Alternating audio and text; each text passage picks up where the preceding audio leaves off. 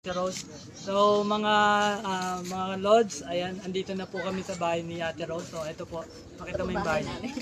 Ayan, so yan po yung bahay ni Ate Rose. So talagang kailangan pong tulungan si Ate Rose, no. So magbibigay po tayo ng tulong sa kanya. So ayan Ate Rose, no. So ilang taon na kayo Ate Rose? 48. So if you don't mind po, ano po nangyari dyan sa bahay? Na bakit? Matagal na po na tinitinang.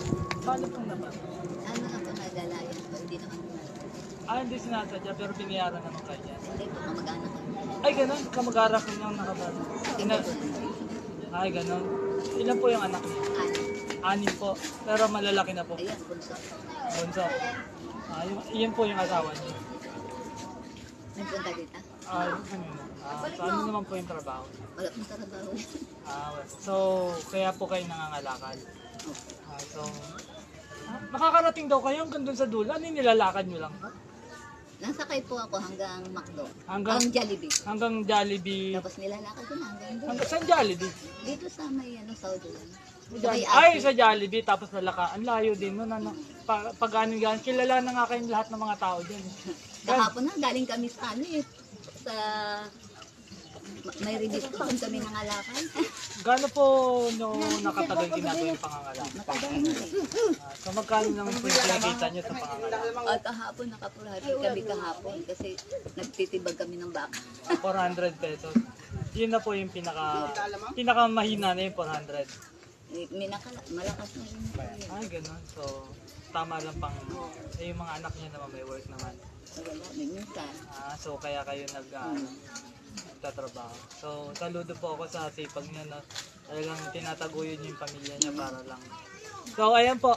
Ito po, so, meron pong nag-sponsor na, so, bigyan po kayo ng konting ayuda yan po. So, ayan. Salamat po. Opo, so, ayan po. Ayan, merong bigas, galat. Kayo po ba yung nagtanghalian na?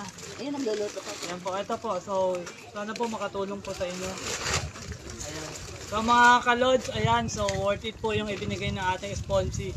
So, sana, ayan, nakaka-touch kasi, alam mo yun, nakakatulong ka, no? So, sana po yung mga iba pa ay magbigay din po, no? Kasi, yung mga ganitong pong klaseng tao, so, yun po yung talagang worth it na tulungan. Ano na nalaman dito? Ay, ano po? Nagtatanong-tanong. Ay, pinagtanong ko po talaga. Ay, talagang ano nila po. Halayhay. Ay, nakarating kami ng Sahod Ulan. Tapos, wala daw kayo sa Sahod Ulan doon. Yun Pero nga pag din po. ano dyan, kilala ako, minsan naglalakad lang ako. Kaya nga, oo nga po. So, ayan. Ayan, so, sponsee. So, ayan, no. Ito yung tinulungan natin na... Maraming salamat po. Ay! Okay, ano na rin po. Ano? Ayan. Oh. Thank you. Ayan, so, ayan. Ayan, so, ate, ano pong gusto nyo sabihin dun sa nag-sponsor? Salamat po sa nagbibig sabi po sa akin.